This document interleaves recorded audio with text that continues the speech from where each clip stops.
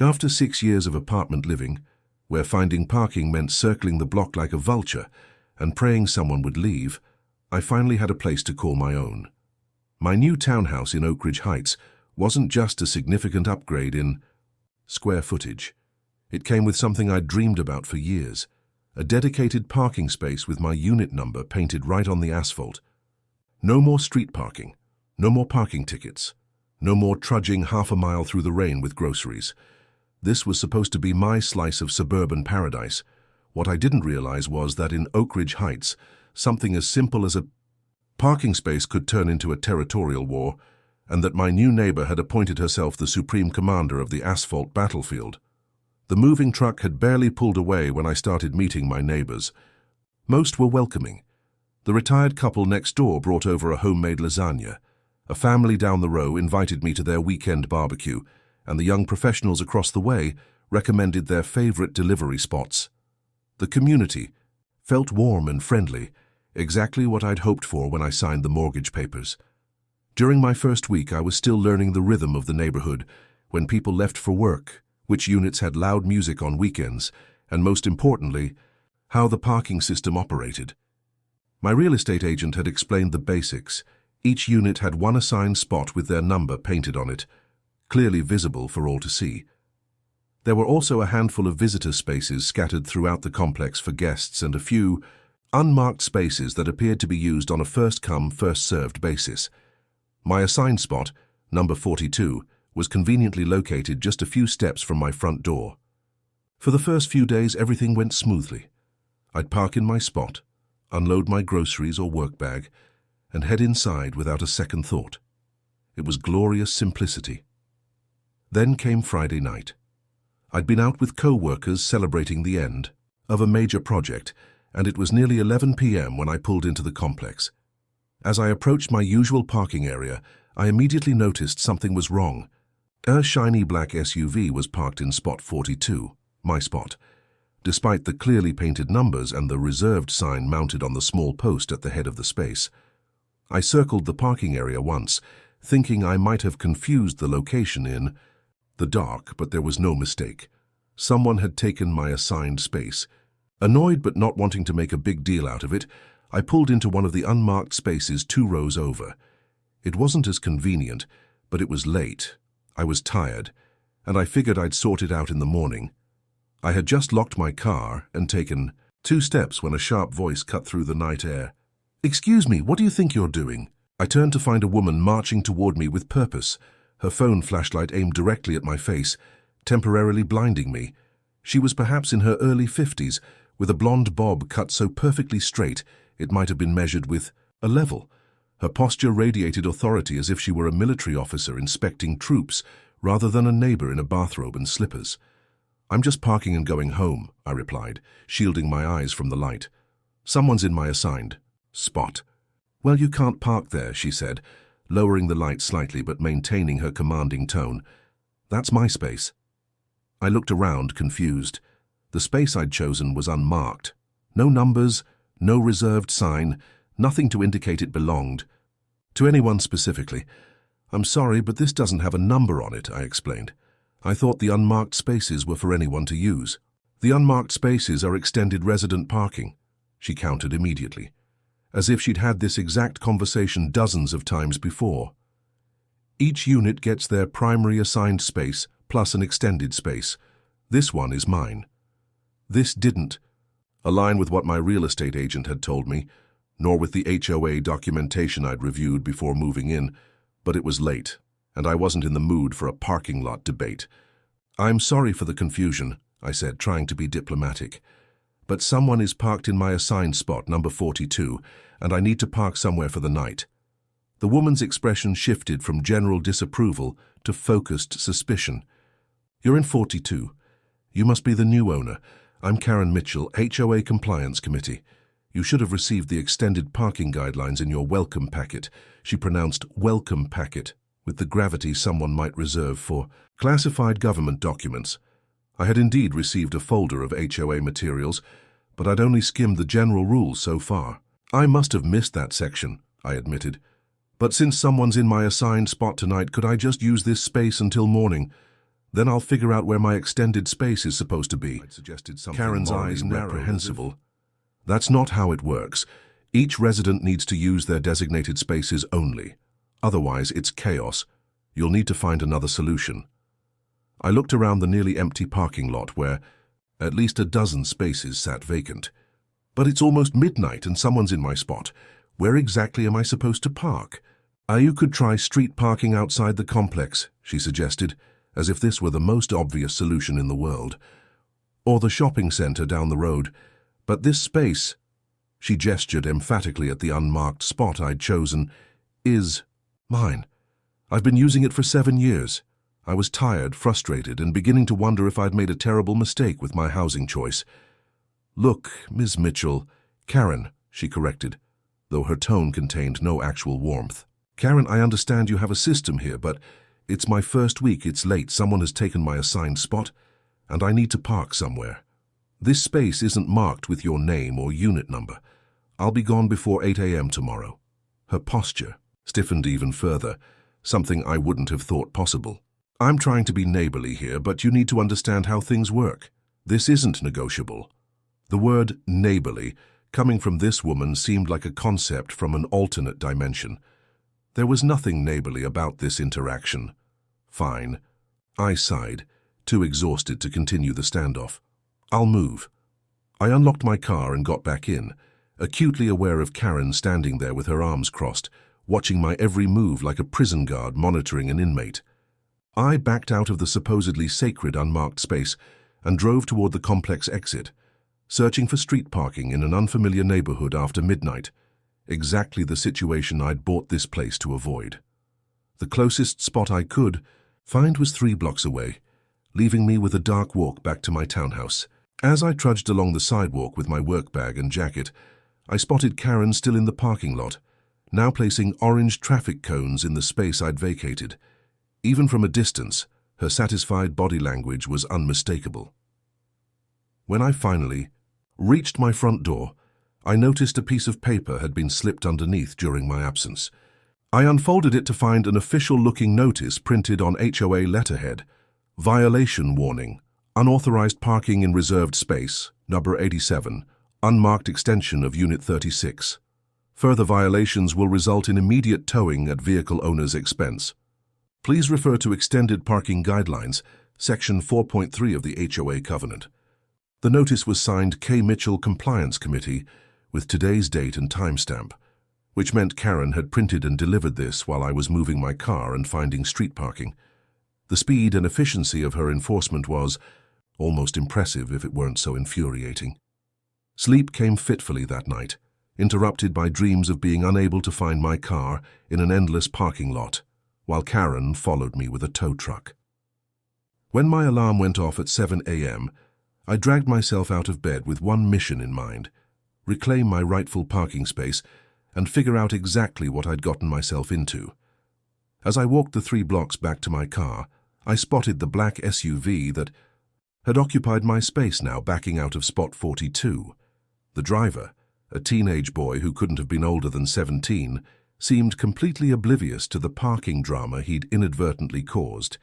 Before he could drive away, I quickened my pace and waved to get his attention. "Excuse me," I called out. "That's my assigned parking space you were in." The teen rolled down his window, looking genuinely confused. "Sorry, what?"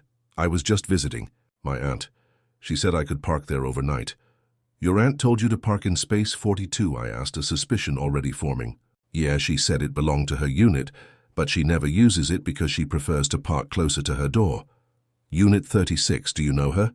Karen Mitchell?" And there it was, the missing piece of the puzzle.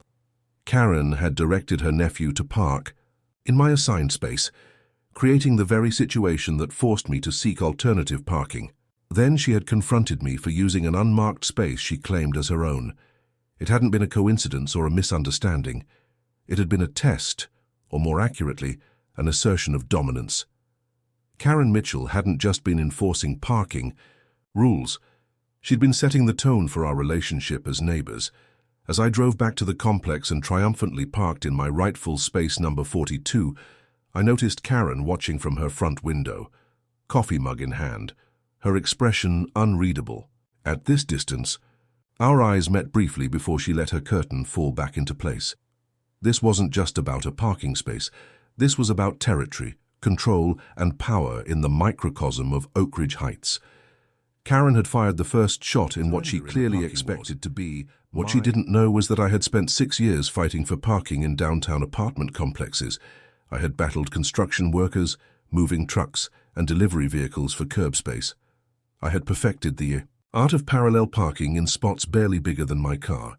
After all that, I wasn't about to be bullied out of the parking space I legally owned by someone who thought she ruled the neighborhood with traffic cones and violation notices. The parking war had just begun, and Karen had no idea who she was dealing with.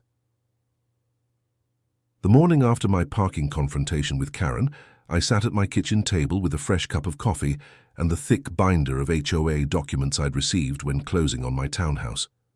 I'd skimmed them before, focusing mainly on the renovation restrictions and monthly dues, but now I needed to understand exactly what the parking rules entailed. I flipped through the tabbed sections until I found what I was looking for. Parking. Regulations and enforcement.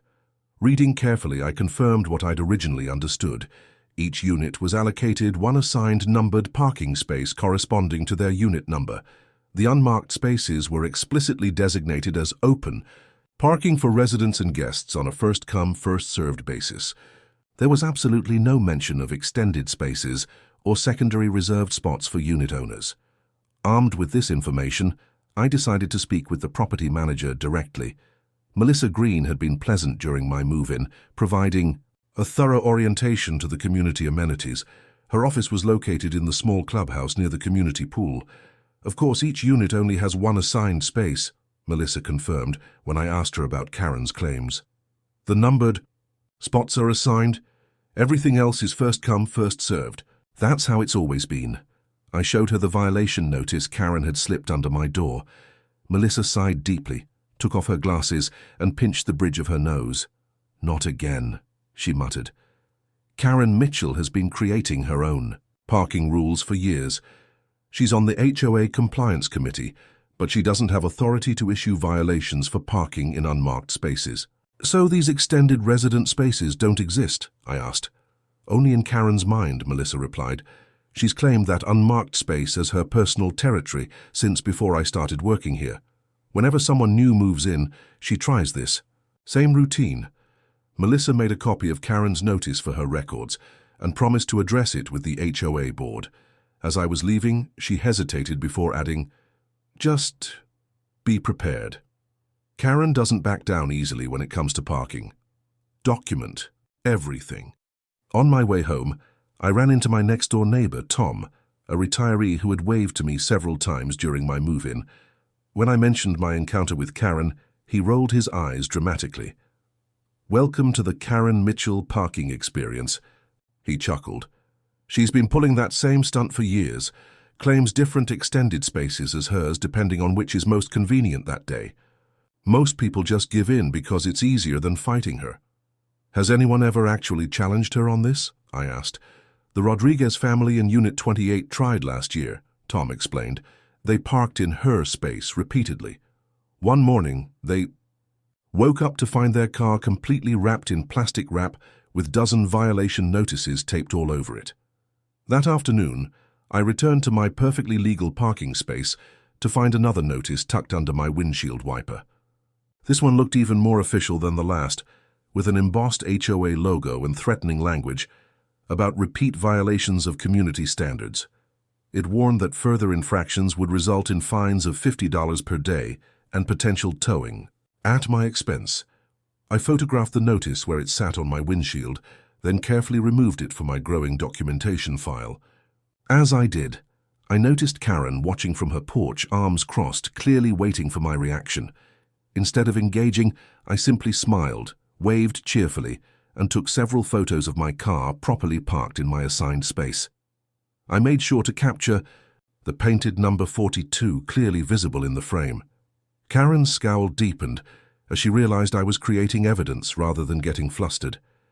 That evening, I emailed Melissa again, attaching photos of the new notice and my properly parked car. Her response came quickly. These are not official HOA notices. Karen is creating these herself. The board will address this at the next meeting. For the next several days, I continued parking in my rightfully assigned space without incident. I began to hope that Karen had accepted defeat and moved on. Then Saturday arrived, bringing with it a new phase of the parking wars. I returned from grocery shopping to find my parking space blocked by 3 bright orange traffic cones, Unit 36 sign taped to a folding chair. My space, number 42, had essentially been barricaded by Karen's makeshift blockade. Several neighbors were outside, watching with barely concealed interest to see what would happen next. I calmly, parked in the fire lane temporarily, walked over to my space and took multiple photos of the unauthorized blockade from various angles. Then, with deliberate slowness, I removed each cone and the chair, placing them neatly on the sidewalk beside the space. As if summoned by a silent alarm, Karen burst out of her townhouse just as I was about to get back in my car. "What do you think you're doing?" she demanded, marching toward me. "I left those there for a reason." "Yes, to illegally block my assigned parking space," I replied calmly, continuing to document the situation with my phone camera, which is clearly marked as Unit 42, which is my unit. "I need that space for my daughter who's visiting today," Karen insisted. "You can use your extended space instead." "Karen, we both know there's no such thing as extended spaces in this community," I said, keeping my voice even. "I've checked the HOA documents and confirmed with management. Each unit has exactly 1 assigned space. Mine is 42. Karen's face flushed with anger. "I've lived here for 7 years. I know the rules better than some newcomer. The previous owner of your unit always respected the extended space arrangement. Perhaps they were being neighborly by allowing you to take advantage of them," I suggested. "But the actual written rules are clear. If your daughter is visiting, she can use one of the visitor spaces or an unmarked space on a first-come, first-served basis, just like anyone else."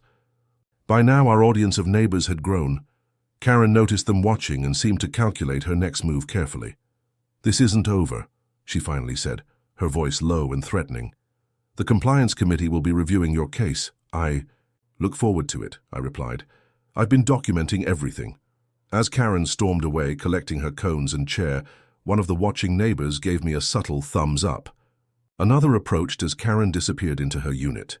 "I'm Rachel from Unit 33, she introduced herself.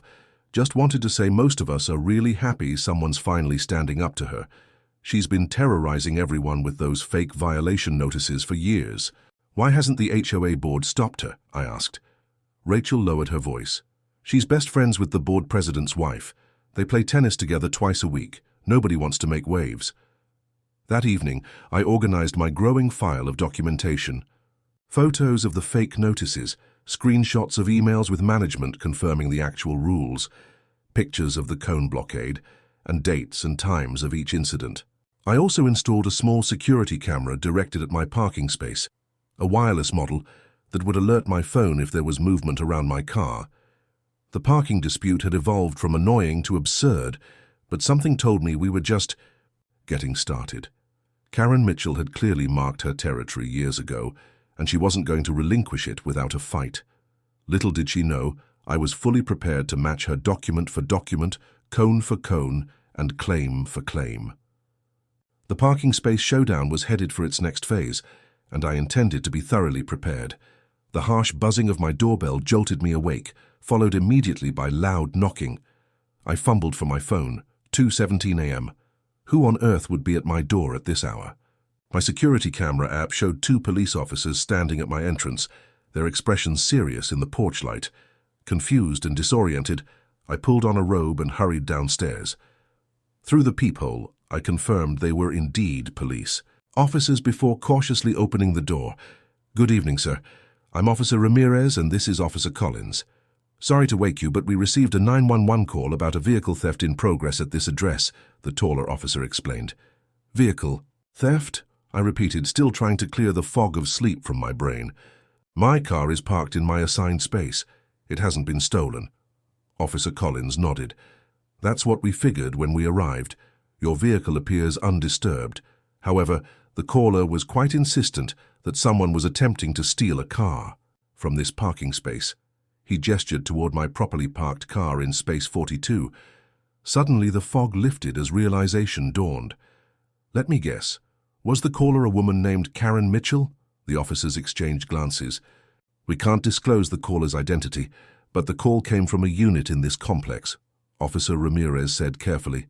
Do you have any ongoing disputes with your neighbors about parking?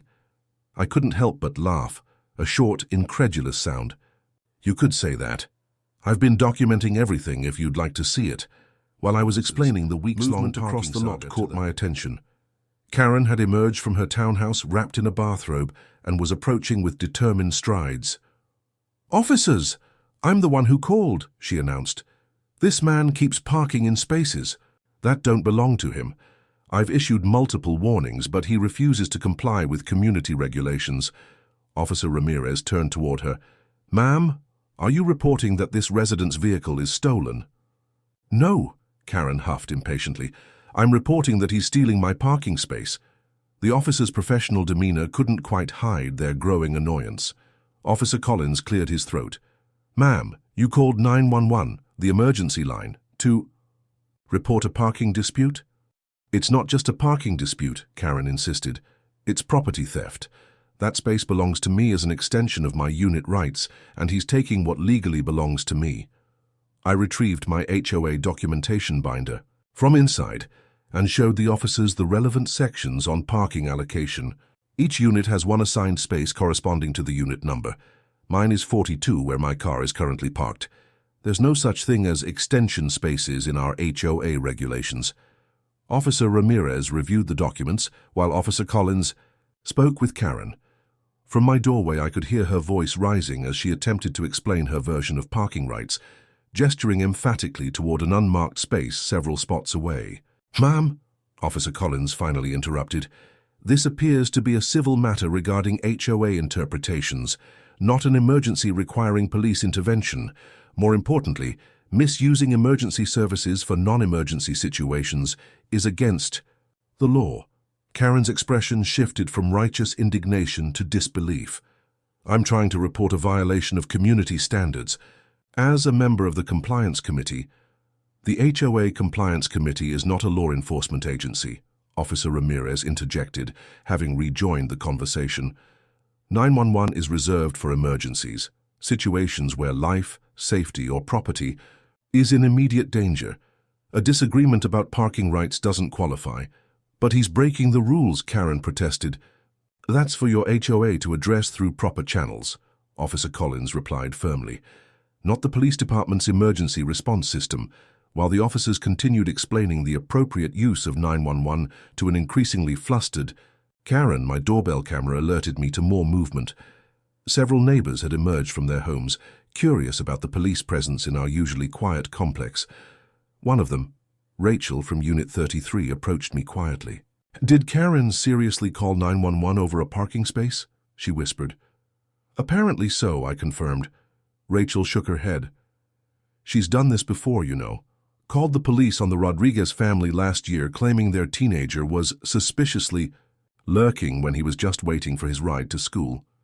And she reported the elderly couple in Unit 19 for disturbing the peace when they had their grandkids over for a birthday party."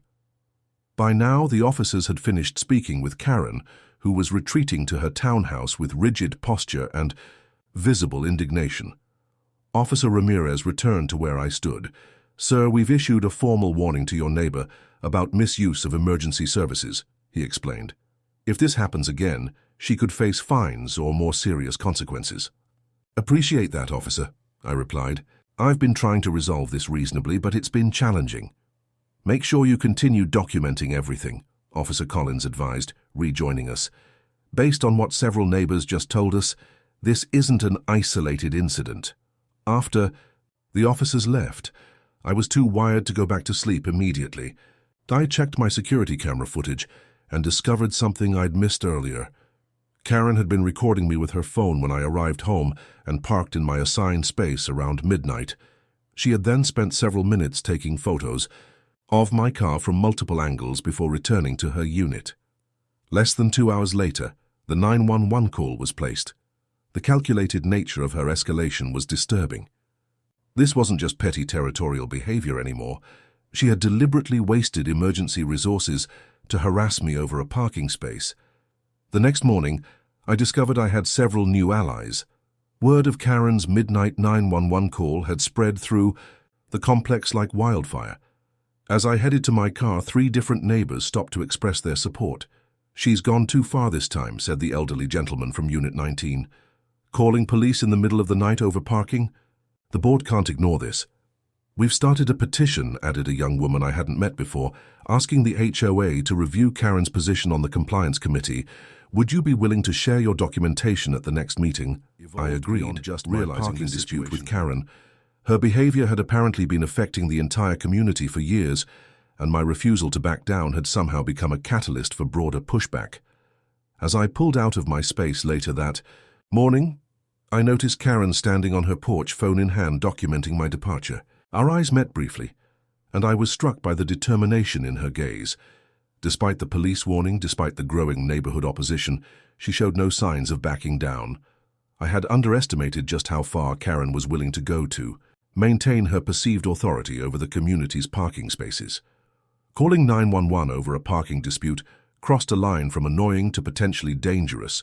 Emergency resources diverted for her personal vendetta meant those resources weren't available for genuine emergencies.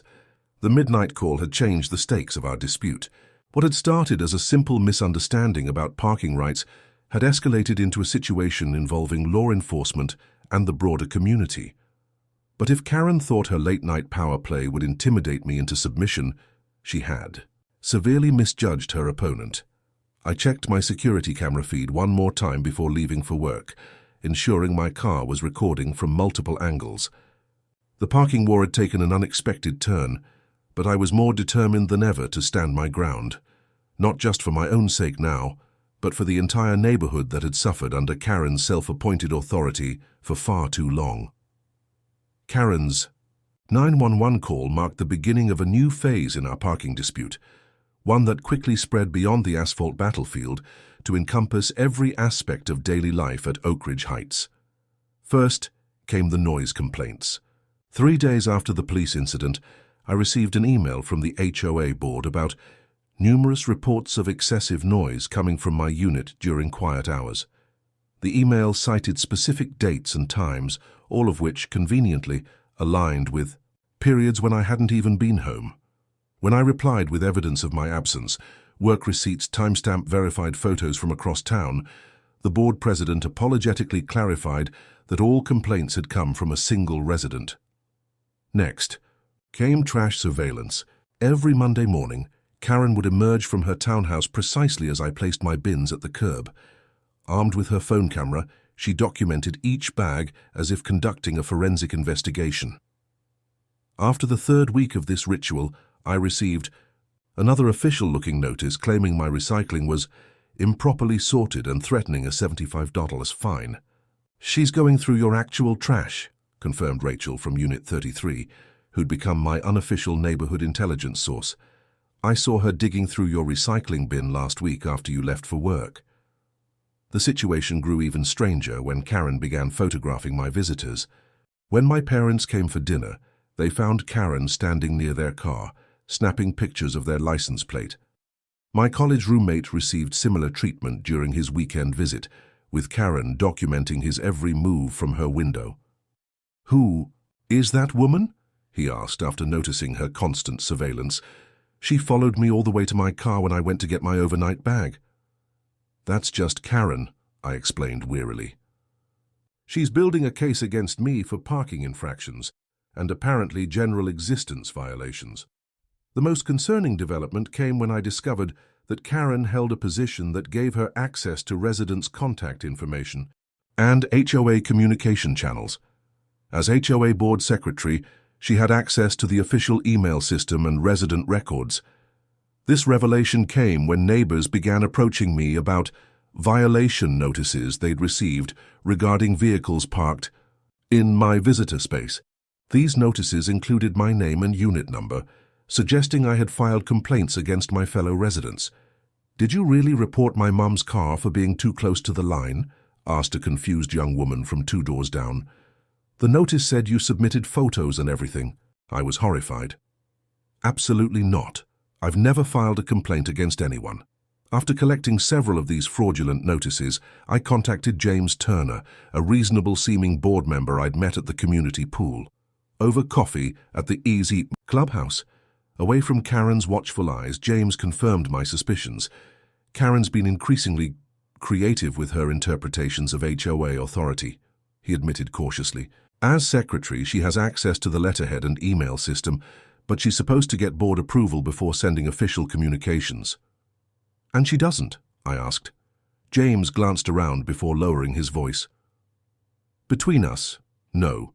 The board president is her tennis partner's husband, so he rarely questions her. The rest of us have been trying to establish better oversight, but it's politically complicated. Additional security cameras, one aimed at my front door, another covering my car from a different angle, and a third positioned to monitor the approach to my unit. The $300 investment seemed necessary given the escalating situation. My precaution proved prescient the very next morning when my security alert chimed at 6:17 a.m. The footage showed Karen approaching my car, bending down near the rear tires and placing something on the ground before quickly retreating. I rushed downstairs and discovered a handful of roofing nails strategically positioned behind my rear tires, placed so I would back over them when leaving. I photographed everything before carefully removing the nails. This wasn't just petty harassment anymore. This was deliberate property damage. I immediately emailed the footage to property management, the HOA board, and Officer Ramirez, who had given me his card after the 911 incident. The response was swift. By noon, I received calls from both property management and Officer Ramirez. The officer was particularly concerned. This crosses the line from civil dispute to criminal behavior, he explained. Placing nails behind someone's tires shows clear intent to cause damage. While the police decided whether to pursue charges, property management called an emergency meeting. Karen's board position gave her certain protections, but even the president couldn't ignore attempted property damage. Caught on video, I thought perhaps this escalation would finally put an end to the conflict. Karen had overplayed her hand, and now the authorities were involved. Surely she would back down when faced with potential criminal charges and removal from her precious board position. I was wrong. That night, as I returned from a late dinner, with colleagues, my headlights illuminated a disturbing sight in my parking space, a large pool of liquid spreading from beneath where my car would be parked. I stopped short of the space and examined the puddle cautiously. It appeared to be automotive oil deliberately poured to damage the asphalt and potentially implicate me for property damage to the parking lot. As I was documenting this latest escalation, my phone alerted me to movement at my front door. The security footage showed Karen advancing toward my unit, with another official-looking document in hand. She froze when she noticed the doorbell camera, staring directly into it for several uncomfortable seconds before retreating. I never discovered what notice she'd planned to deliver that night, but the next morning brought the most severe escalation yet. My car, which I'd parked in a visitor space to avoid the oil slick, had been vandalized. A long, deep scratch running the entire length of the driver's side, clearly made with a key or similar sharp object. This time, however, my expanded security system had captured everything. The night vision footage clearly showed Karen approaching my car at 3:42 a.m., looking around furtively, and then dragging something along the side as she walked its length. As I stood in the early morning light, inspecting the thousands of dollars of damage to my vehicle, I realized we had moved beyond petty parking disputes and HOA politics. Karen's escalation tactics had transformed our conflict into something far more serious, and it was time to respond accordingly. The Oak Ridge Heights Community Center was packed beyond capacity. Folding chairs had been arranged in tight rows, and still residents stood along the walls, spilled out into the hallway, and peered through the open windows from outside. I'd never seen such attendance at an HOA meeting. According to Rachel, typical meetings drew 5 or 6 residents at most. Tonight it seemed the entire community had turned out.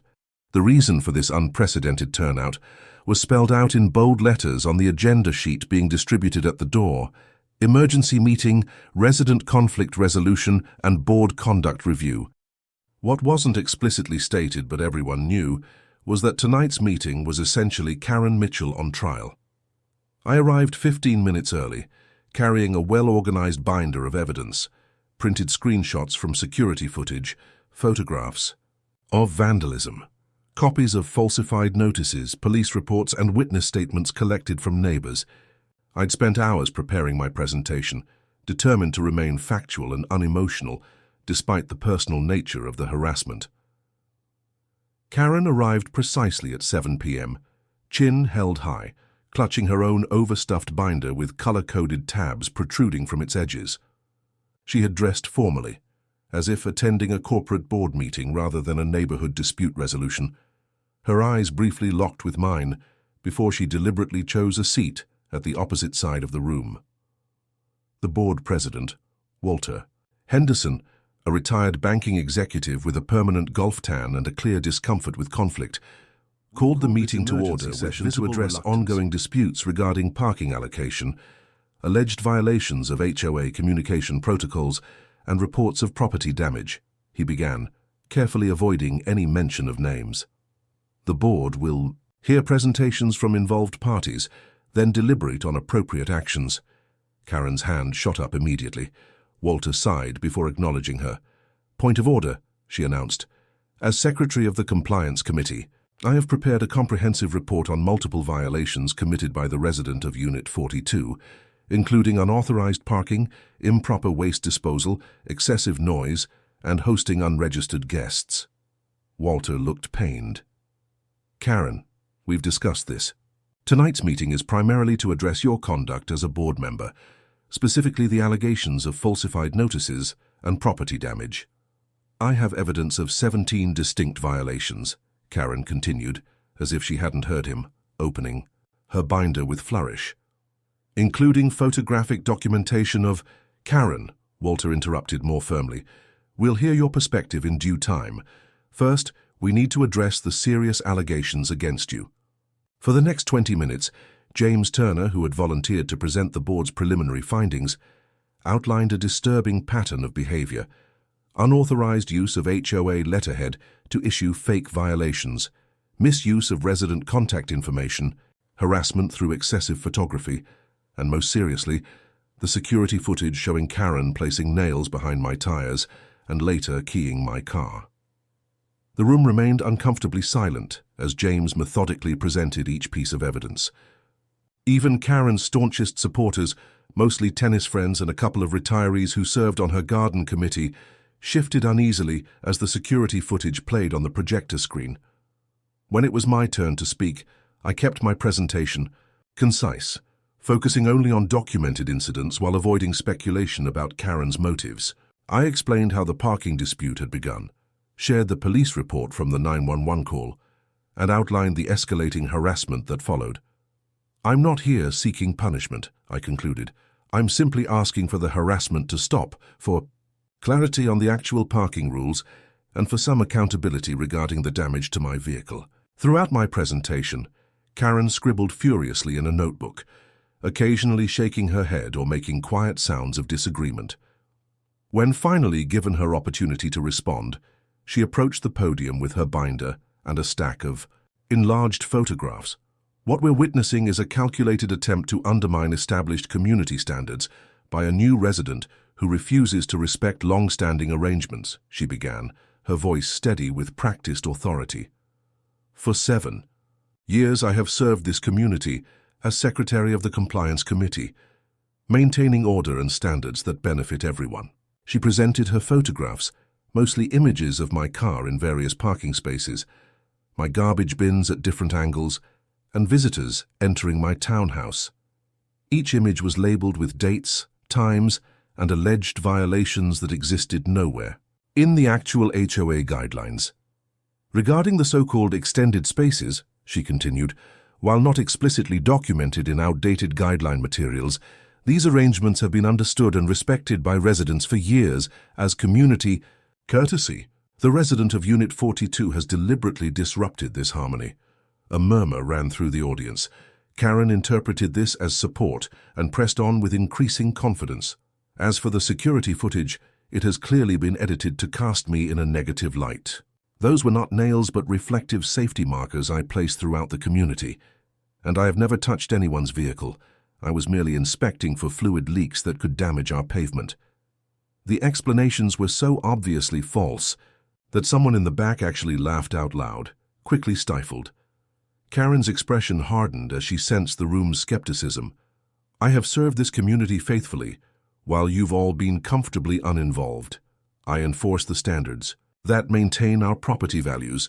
I keep this community functioning. Her voice had risen substantially, the careful composure beginning to crack. A resident in the second row, a quiet woman who taught kindergarten at the local elementary school, raised her hand. I'd like to know why my guests received violation notices claiming they were illegally parked in spaces requested by Unit 42, when I never saw this resident anywhere near my visitors. Before Karen could answer, another resident stood. I received similar notices about my mother's car, supposedly reported by several residents who later told me they had done no such thing. Suddenly, the floodgates opened. Resident after resident shared stories of receiving fabricated violations or finding their guests interrogated by Karen. What had begun as my isolated parking dispute had evidently been Karen's standard operating procedure throughout the community for years. Walter finally called for order and announced the board would vote on 3 resolutions: clarification of parking policies, Karen's status as board secretary, and potential legal action regarding property damage. The first vote was unanimous. Each unit had 1 assigned space, corresponding to its number, and all unmarked spaces were confirmed as first come, first served for both residents and guests. No extended spaces existed or had ever existed in the official guidelines. The second vote removed Karen from her position as board secretary, effective immediately, requiring her to surrender all HOA documents, email access codes, and resident contact information by the following day. On the third matter, the board recommended that I pursue separate legal action regarding the vehicle damage, as it fell outside HOA jurisdiction. However, they unanimously approved reimbursing the $500 insurance deductible from HOA funds as acknowledgement of their governance failure that had enabled the situation. Throughout these decisions, Karen sat rigidly, her expression shifting from disbelief to fury. When Walter asked if she wanted to make a closing statement, she stood slowly, gathering her materials with deliberate precision. For 7 years, I have dedicated myself to maintaining standards in this community, while the rest of you did nothing, she began, voice trembling slightly. You've all benefited from my work, and this is how you repay dedication. With character assassination and baseless accusations. She turned toward me, her gaze intense. You've been here less than 2 months, and you've managed to dismantle community, standards that existed long before you arrived. I hope you're satisfied with the chaos that will follow. With that, she marched toward the exit, pausing dramatically at the door. This isn't over, not by a long shot. As the door slammed behind her, the room exhaled collectively. Walter officially adjourned the meeting, and residents broke into small conversation groups, many approaching me with supportive comments or additional Karen stories I hadn't previously heard. Walking to my car afterward, I felt relieved but not triumphant. The meeting had gone as well as possible. Karen had been removed from power, the parking rules clarified, and some compensation approved for my damages. Yet her parting words lingered uncomfortably.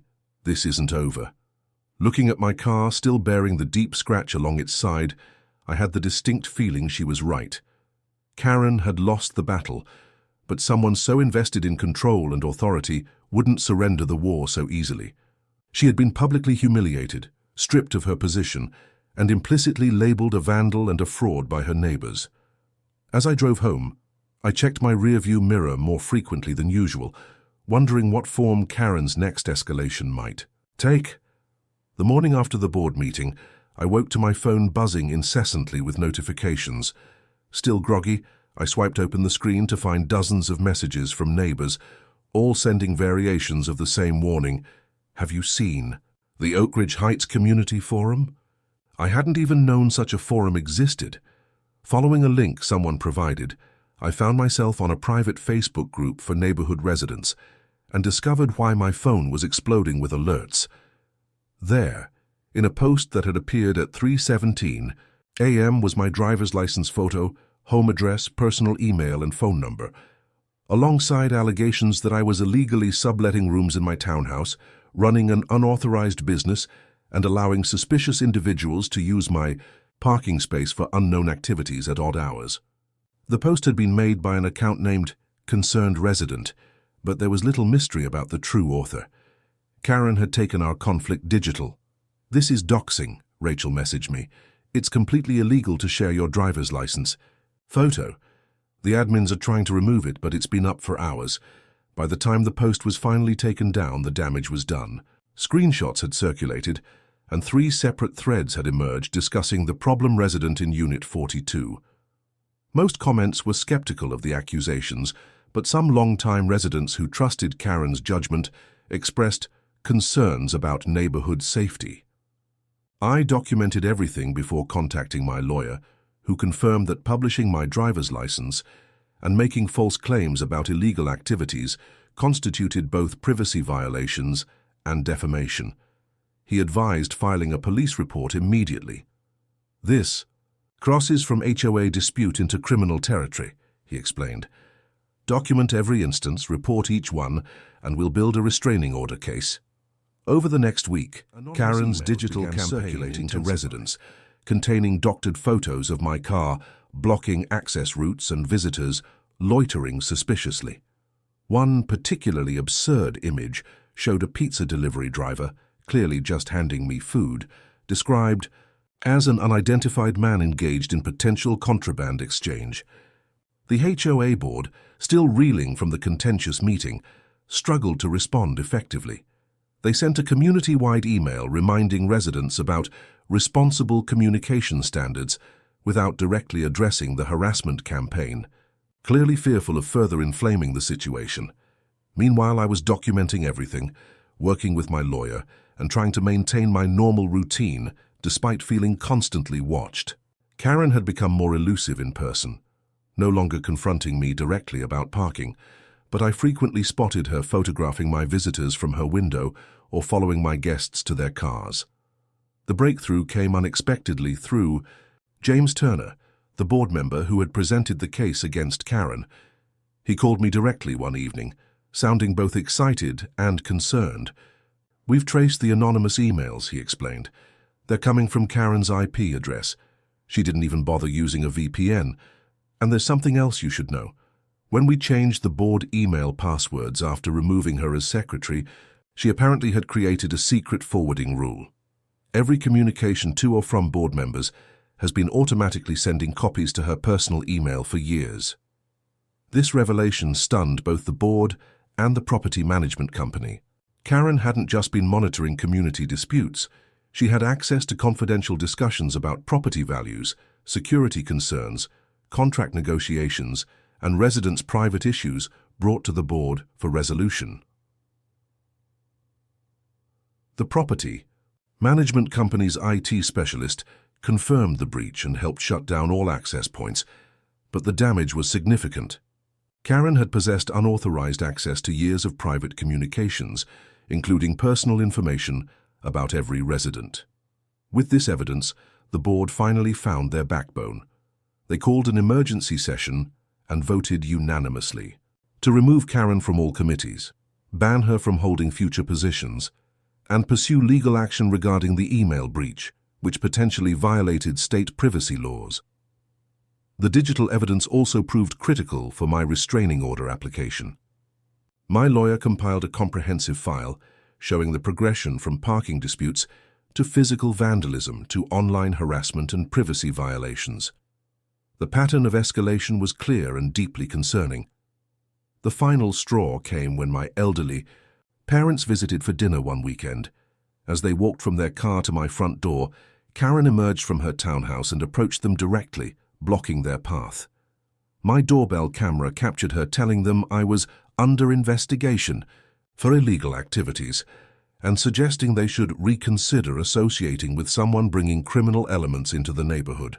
When my father firmly asked her to move aside, She responded by photographing their license plate and declaring she would report them as accomplices. My mother, normally unflappable, was visibly shaken when they reached my door. "Is that woman dangerous?" she asked quietly. She seemed unhinged. The incident with my parents was the clearest example yet of Karen's deteriorating judgment. Confronting elderly visitors with false allegations and threats wasn't just mean-spirited, it demonstrated a concerning disconnect from reality. I added the footage to our growing legal file and submitted the restraining order application the following morning. My lawyer was confident we had overwhelming evidence of harassment, but warned that the legal process would take time. "Meanwhile, keep documenting everything," he advised, "and consider setting up a separate email address and phone number for community communications.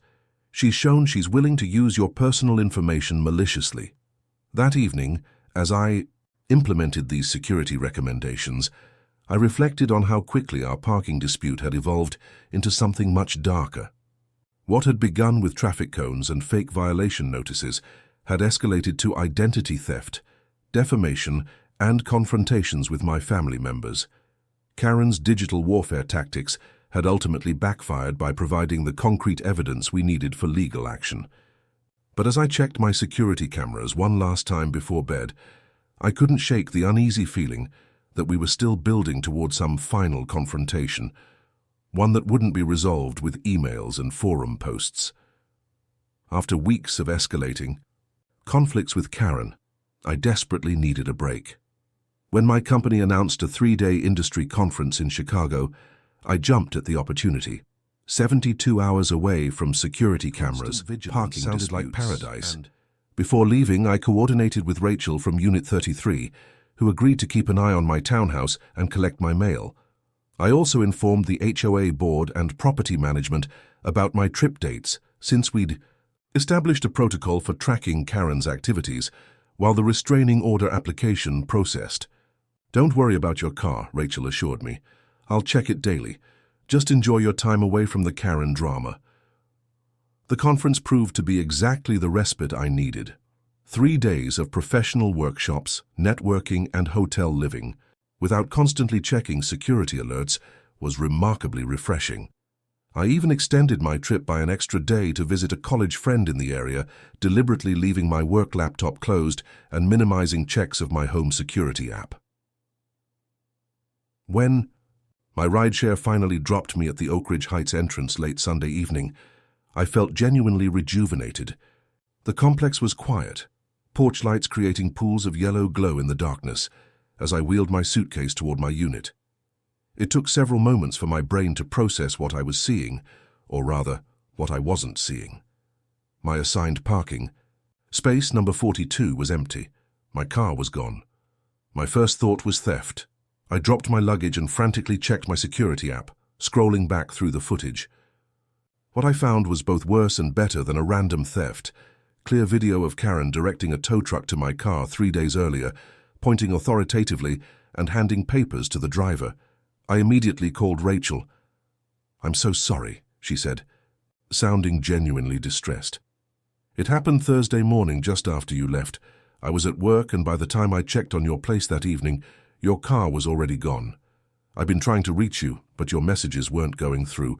Sure enough, when I checked my phone settings, I discovered my data had been turned off.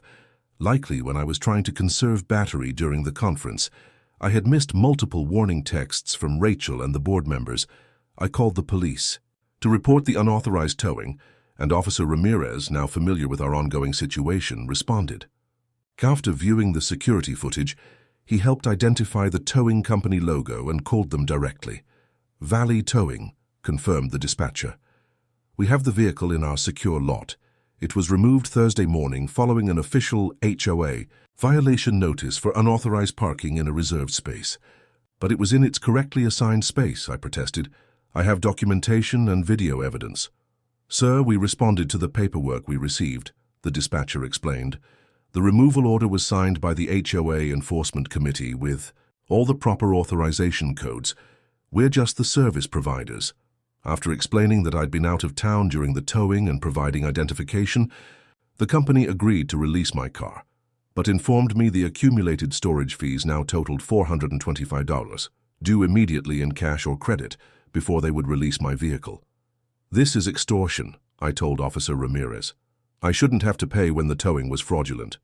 "I agree," he replied, "but unfortunately your fastest option is to pay the fees now and seek reimbursement after. Otherwise your car could be stuck in bureaucratic limbo for weeks." Reluctantly, I took an Uber to the towing lot across town, paid the outrageous fee, and finally retrieved my car shortly before midnight. The entire ordeal took hours and left me exhausted, angry, and considerably poorer, exactly the homecoming Karen had undoubtedly planned. The next morning, I requested the paperwork the towing company had received. What they provided was shocking: an official-looking HOA violation notice with forged signatures from 2 board members, including the president, authorizing immediate removal of a repeatedly warned violator who poses ongoing community hazards. I forwarded everything to my lawyer, the HOA board and property management, along with the security footage showing Karen directing the tow truck. Within hours, the board president called, clearly horrified. "That's not my signature," Walter confirmed. "And we certainly never authorized any vehicle removal. This is forgery and fraud." James Turner was more direct. Karen chaired the enforcement committee before her removal. She still had the letterhead templates and authorization codes. She must have falsified the entire document. The property management company's representative was equally disturbed. "We've never authorized a towing without multiple warnings and board approval. This is completely outside protocol." With this evidence, Officer Ramirez was able to file a formal police report for fraud, forgery, and theft by deception, more serious charges than our previous reports of harassment and vandalism. Meanwhile, my lawyer added the incident to our restraining order petition. That evening, as I documented the towing incident for our growing legal file, a neighbor from down the row knocked on my door. He introduced himself as Michael from Unit 54, explaining he'd been away during recent community drama, but had information that might help. "Karen doesn't own her townhouse," he explained. "She's renting from an investment owner who lives in Florida. I know because I helped him find a property management company when he relocated." This revelation struck me as potentially significant. If Karen was renting, she was subject to lease terms and conditions, which almost certainly included provisions against harassing neighbors and damaging property. "Do you know how I could contact the actual owner?" I asked. Michael hesitated before responding. "I shouldn't do this, but given everything that's happened..." He pulled out his phone and forwarded me contact information for Karen's landlord, Lawrence Phillips. I immediately composed a detailed email to Mr. Phillips, attaching security footage, police reports, board meeting minutes, and documentation of Karen's escalating behavior. I explained how what began as a simple parking dispute had evolved into property damage, fraud, and now theft by deception. "As a fellow property owner in Oak Ridge Heights, I wanted to make you aware of your tenant's actions," I concluded. "Her behavior has escalated to criminal activity that exposes not only the community, but potentially you as the property owner to significant liability." I hit send, unsure if this approach would yield results, but determined to explore every possible avenue. As I plugged in my phone to charge that night, I noticed a new alert from my security camera. Karen was in the parking lot, examining the parking sign for space 42, which I'd reclaimed just hours earlier. Her expression in the night vision footage was unreadable, but her body language communicated clear frustration as she stared at my returned vehicle. After several minutes of contemplation, she retreated to her townhouse, but something in her deliberate movements suggested she was far from accepting defeat. The towing incident had raised the stakes significantly. We had moved from harassment to actual theft through fraud. Whatever came next would likely be even more desperate, and I needed to be prepared. I hadn't expected a prompt response from Karen's landlord, so the phone call at 8:30 the next morning caught me by surprise. "This is Lawrence Phillips," said a gravelly voice with a slight southern accent. "I received your email about my tenant, Karen Mitchell. I'd like to discuss this situation further." Over the next 30 minutes, I walked Phillips through the entire saga, from the initial parking confrontation to the falsified towing documents. I forwarded security footage links as we spoke, and I could hear his growing dismay as he viewed the evidence. I've owned that townhouse for 9 years, Phillips explained. Karen's been my tenant for 7 of those. There were minor complaints early on, but nothing like this. This is disturbing. When I asked about Karen's lease terms, Phillips became particularly interested. Her lease specifically states she has 1 assigned parking space, number 36. That's it. No secondary spaces, no special privileges, and there's a clear clause about not interfering with other residents' enjoyment of the property. She's been claiming ownership of unmarked spaces throughout the complex, I explained, even directing her visitors to park in other residents. Assigned spots. Phillips sighed heavily. I'm flying in tomorrow to address this personally. This goes beyond a landlord-tenant issue now that police are involved. Can you send me copies of all police reports and HOA communications? Within an hour, I'd compiled a comprehensive file documenting every incident, including timestamps, witnesses, and official responses. By midday, Phillips had reviewed everything and confirmed his flight details. I've arranged an emergency inspection of the property under the lease terms, he informed me via text.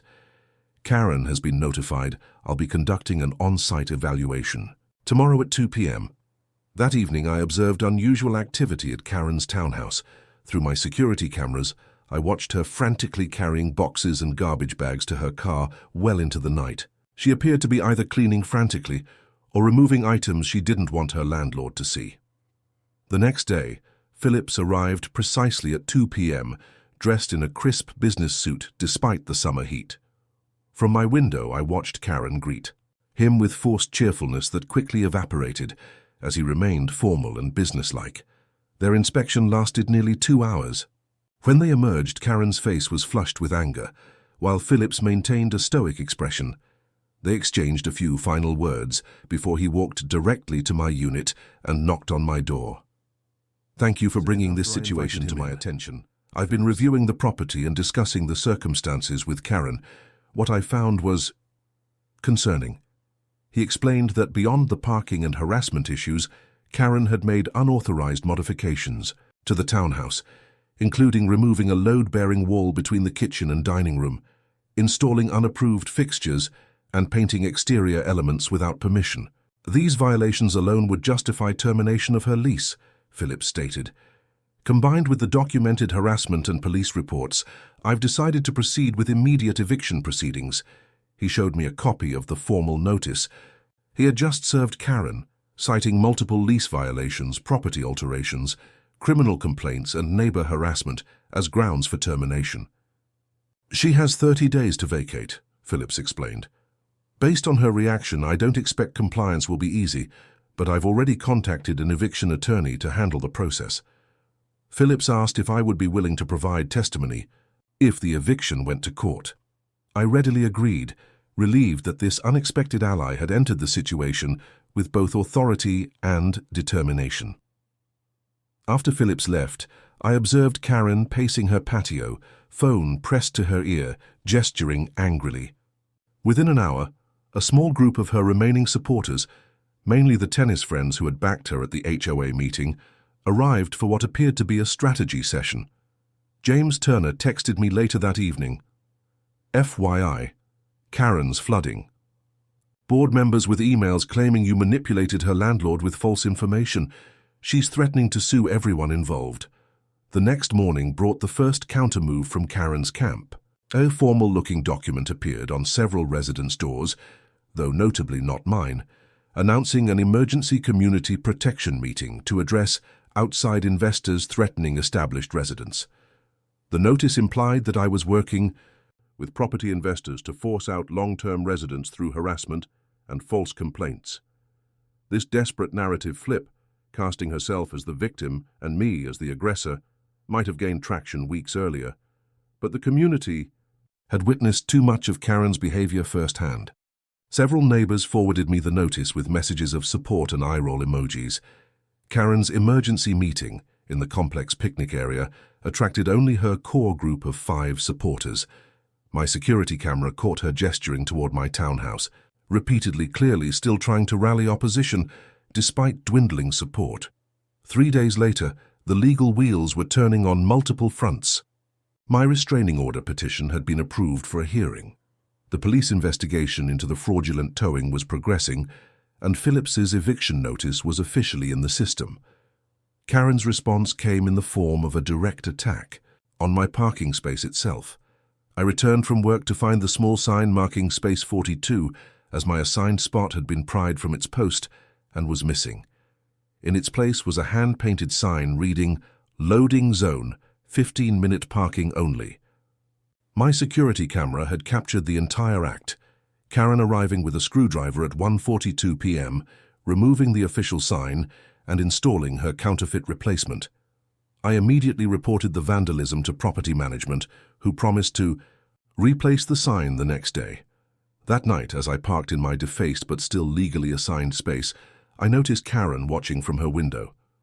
Despite the eviction notice, despite the pending restraining order, despite multiple police reports, she remained committed to her campaign.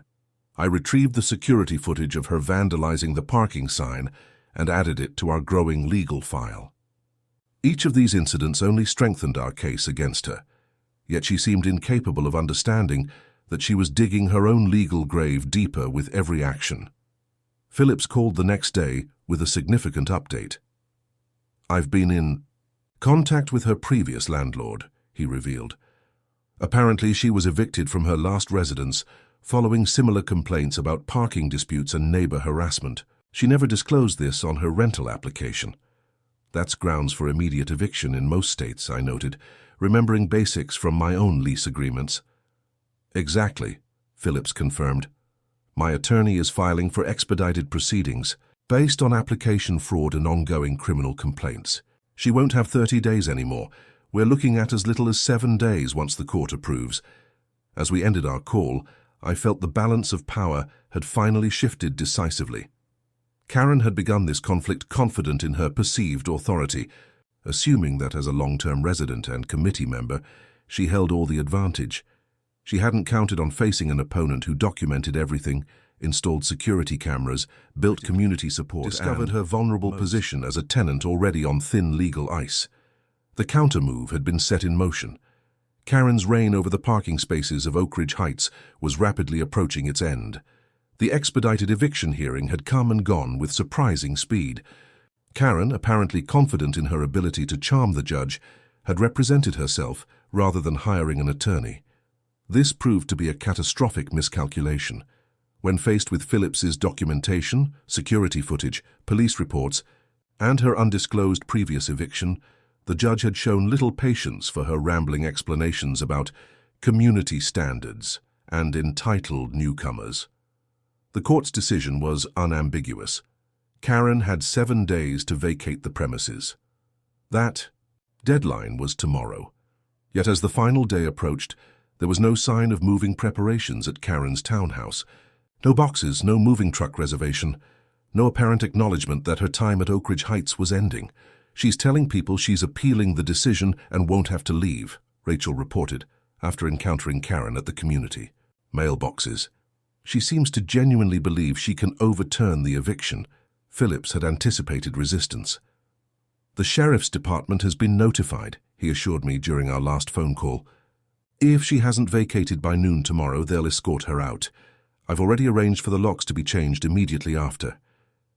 I should have felt relief knowing the situation was nearly resolved, but Karen's increasingly erratic behavior left me uneasy. After losing the eviction case, she had become more isolated, with even her most loyal supporters distancing themselves as her claims became more outlandish and her behavior more concerning. The morning of eviction day dawned bright and clear. I had an important client meeting I couldn't reschedule, so I left early, noticing that Karen's townhouse remained quiet, with all blinds drawn. As I backed out of my assigned space, I spotted her watching from her upstairs window, her expression unreadable in the morning light. My meeting ran longer than expected, and it was nearly noon when I finally returned to Oak Ridge Heights. As I turned into the complex, an extraordinary sight greeted me. Karen's black SUV was parked horizontally across 2 parking spaces, my assigned spot 42 and the adjacent spot 43, effectively blocking both from use. She sat inside the vehicle, arms crossed, staring straight ahead with determined defiance. The eviction deadline was minutes away, but rather than packing, Karen had chosen this final, dramatic stand. I parked in a visitor space and approached cautiously, phone in hand, already recording. As I neared her vehicle, Karen spotted me and quickly locked her doors with an audible click. "Karen," I called through the closed window, "you're blocking my assigned space in another residence spot. You need to move your vehicle." She stared straight ahead, pretending not to hear me despite being mere feet away. I noticed her phone mounted on the dashboard, apparently recording our interaction from her perspective. "Karen, the sheriff will be here any minute for the eviction. Please don't make this more difficult than it needs to be." She finally rolled, her window down a crack. "This parking space situation is being reviewed by my attorney. I have documentation proving these spaces have always been mine through grandfathered community agreements. I'm not moving until my rights are recognized." Her voice had a rehearsed quality, as if she was performing for her dashboard camera rather than engaging in actual conversation. I remained calm, aware that escalating the situation would only feed into whatever narrative she was creating. "The court has already ruled on this matter," I reminded her. "Your eviction is legally binding. Please move your vehicle so we can all avoid further complications." Karen's response was to roll up her window and pull out her phone, appearing to dial someone. Through the glass, I heard her voice rise.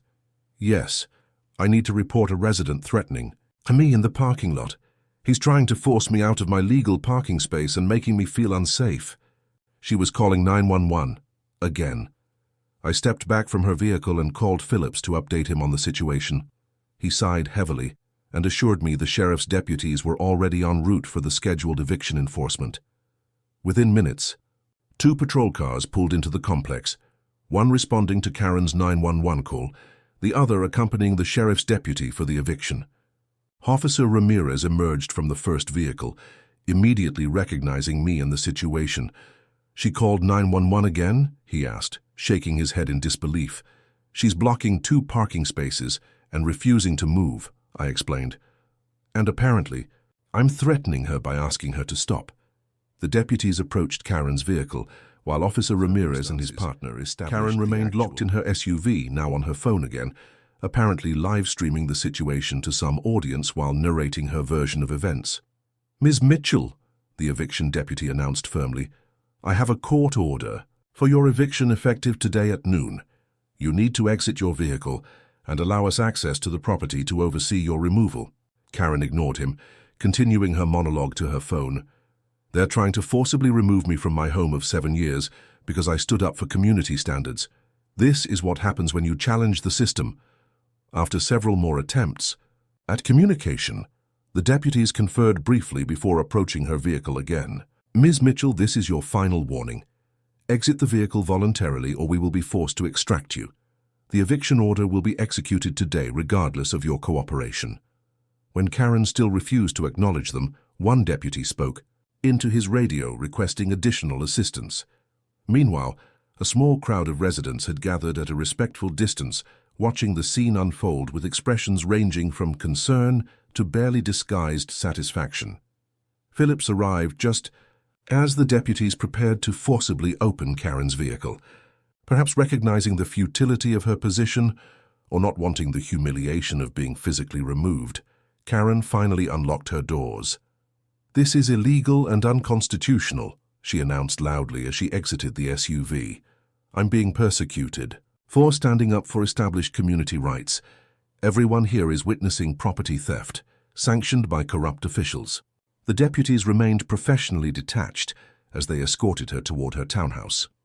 "You have 2 hours to collect essential personal belongings," the lead deputy informed her. "A representative will remain with you during this time. The property owner has arranged storage for remaining items, which you can claim within 30 days. As Karen was led away, still loudly proclaiming her victimhood, Officer Ramirez approached me. "We'll have her vehicle towed to legal parking. Do you want to press charges for the 911 misuse?" I considered briefly before shaking my head. "I think having to leave her home is consequence enough. I just want this to be over." Ramirez nodded understandingly. Sometimes the best victory is just peace. For the next 2 hours, the complex remained in a state of suspended animation as Karen, accompanied by a deputy, gathered her belongings. Occasionally her voice would rise in protest about some perceived injustice, carrying across the parking lot where residents pretended not to listen while absorbing every word. Finally, Karen emerged with several suitcases and boxes loaded on a collapsible cart. Her face was tear-streaked, but her posture remained defiant as she loaded her vehicle under supervision. Before departing, she turned toward the small group of onlookers, myself included, who had witnessed her final moments as an Oak Ridge Heights resident. "I hope you're all satisfied," she called out, her voice cracking slightly. "You've destroyed 7 years of my life because none of you could respect simple parking arrangements." With that final collapse of perspective, reducing months of harassment, vandalism, fraud, and criminal behavior to simple parking arrangements, Karen got into her SUV and drove away, leaving behind the community she had simultaneously terrorized and tried to control. As her vehicle disappeared around the corner, a tension I hadn't fully acknowledged seemed to lift from the entire complex. Neighbors who had been watching the proceedings began to disperse, many nodding to me with expressions of solidarity or relief. My assigned parking space, the unwitting catalyst for this entire saga, stood empty and waiting, the newly replaced sign gleaming in the afternoon sun. Chapter 10. Peace Restored. 3 months after Karen's dramatic departure, Oak Ridge Heights had transformed. The change wasn't immediately visible in the physical landscape. The townhouses still stood in neat rows, the community pool still sparkled in the sunlight, and cars still filled the same parking spaces each evening. The difference was in the atmosphere, a lightness that permeated everyday interactions among residents. The first noticeable change had been the emergence of neighbors who had previously kept to themselves. People who had minimized their community involvement during Karen's reign now appeared at gatherings, joined committees, and initiated conversations in the parking lot without fearful glances over their shoulders. "It's like we've all been released from parking purgatory," Rachel laughed one evening as we chatted beside our cars. "Do you realize no one hesitates before parking anymore? No one takes photos of license plates or checks their tires for nails?" She was right. The simple act of parking had returned to what it should always have been, an unremarkable daily activity. The HOA had undergone significant reforms as well. Walter Henderson had resigned as board president, acknowledging his failure to address Karen's behavior earlier. James Turner had been elected as his replacement, and his first official act had been to establish a governance committee tasked with revising HOA policies to prevent future abuses of power. "We are implementing term limits for all board positions," James explained during a community-wide meeting. That had drawn record attendance, and we're creating clear separation between enforcement and appeals processes, so no single person can both issue violations and judge their validity. Most significantly, the board had organized a comprehensive review of all official community documentation. This had revealed the origin of Karen's extended spaces fiction, a temporary arrangement during complex renovations 7 years earlier that had been clearly marked as expiring after construction completed. Karen had simply continued enforcing these expired rules for years, counting on residents' ignorance and her own authoritative demeanor. The parking spaces themselves had been freshly painted with clear numbering, and new visitor spots had been added in previously unmarked areas. Professional signs now indicated exactly which spaces were assigned and which were available for general use, eliminating any possibility of confusion or manipulation. One Monday morning, approximately 8 weeks after the eviction, a moving truck appeared outside Karen's former townhouse. Phillips had found new tenants, a young couple with a toddler who quickly won over the community with their friendly demeanor and complete lack of interest in parking politics. "We're just happy to have a designated spot," the husband told me. When I introduced myself, "Our last apartment had street parking only. Having an assigned space feels like such a luxury." I never heard directly from Karen again, though occasionally news of her filtered through the neighborhood grapevine. She had apparently moved to a downtown apartment building, one with a dedicated parking garage where each unit had an assigned spot in a secure, camera-monitored area. Perhaps the structure and surveillance provided the sense of order and control she had so desperately tried to create at Oak Ridge Heights. The restraining order against her remained in effect, though it had been largely unnecessary after her departure. The police had ultimately decided not to pursue criminal charges for the fraudulent towing incident, considering the eviction sufficient consequence. My car's keying damage had been repaired, with Phillips covering the costs beyond my insurance coverage as a gesture of goodwill. 6 months after the parking wars began, Oak Ridge Heights hosted its first community-wide event in years, a summer barbecue in the common area.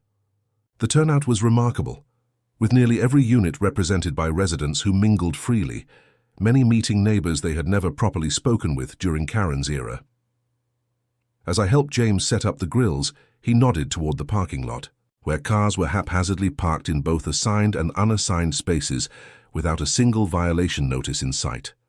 You know, in a weird way, we owe Karen a thank you, he mused. Without her going to such extremes, we might never have addressed the underlying problems with how this community was governed. True, I acknowledged, though I could have done without the keyed car and midnight police visits. James laughed. Fair point, but look around. People are actually talking to each other instead of just nodding and hurrying inside. The monthly board meetings have 15 residents attending instead of 3. The community newsletter has volunteer contributors for the first time in years. He wasn't wrong. In her desperate attempt to control the neighborhood through fear and intimidation, Karen had inadvertently sparked exactly what she had fought against: a self-governing community where residents felt empowered to participate rather than simply comply. As the barbecue progressed into evening, someone suggested we create a new community tradition, an annual parking lot party where the entire area would be cleared for tables, games, and dancing. The irony of transforming the battlefield of the parking wars into a celebration space wasn't lost on anyone, and the proposal was met with enthusiastic approval. Later, as residents helped clean up while children played tag between the buildings, I returned to my car to retrieve a forgotten serving dish. My assigned space, number 42, now held none of the emotional weight it once had. It was simply a convenient place to park my vehicle, nothing more or less. A slight movement caught my eye. The young couple who had moved into Karen's former unit were walking toward the community center, their toddler between them holding both their hands. As they reached the spot where Karen had jumped forward, and both parents lifted him into the air, his delighted laughter carrying across the parking lot. Life and joy now flowed freely in the spaces where conflict had once reigned. The parking war was over, and peace had been not just restored but enhanced, creating a stronger community than had existed before. Sometimes I reflected as I watched the happy family continue their walk, the most significant victories come not from defeating an opponent, but from transforming the battlefield itself into something better than it had ever been.